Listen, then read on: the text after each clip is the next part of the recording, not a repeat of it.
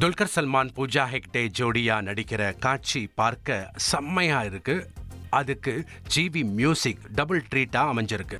Lucky Bhaskar என்ற mega ஹிட்டுக்கு அப்புறமா காந்தா படத்துல நடிச்சு முடிச்ச துல்கர் தன்னோட 41வது படமா மீண்டும் டோலிவுட் இயக்குனரோட கமிட் ஆகியிருக்காரு.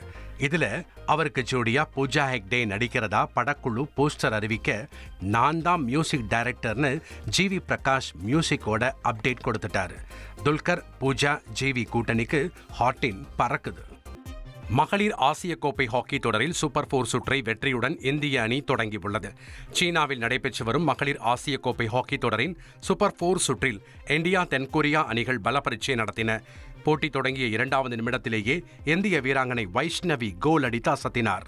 33வது நிமிடத்தில் இரு அணிகளும் மாறி மாறி கோல் அடிக்க 40வது நிமிடத்தில் இந்தியா 3வது கோலை பதிவு செய்தது. 53வது நிமிடத்தில் தென்கொரியா 2வது கோல் அடிக்க, இறுதியாக 59வது நிமிடத்தில் ருத்துஜாவின் ஸ்ட்ரைக் மூலம் இந்தியா 4வது கோலை பதிவு செய்தது. இதன் மூலம் 4-2 என்ற கோல் கணக்கில் தென்கொரியாவை இந்திய அணி சாய்த்தது. சூப்பர் 4 சுற்றில் முதல் 2 இடங்களை பிடிக்கும் அணிகள் இறுதிப் போட்டிக்கு முன்னேறும். இனி செல்லும் இடமெல்லாம் செய்தி. தந்தி டிவியின் வாட்ஸ்அப் சேனலை ஃபாலோ பண்ணினா செல்ல இருக்கும் இடமெல்லாம் செய்தி. இதோ QR கோட் இப்பவே ஸ்கேன் பண்ணுங்க, ஃபாலோ பண்ணுங்க.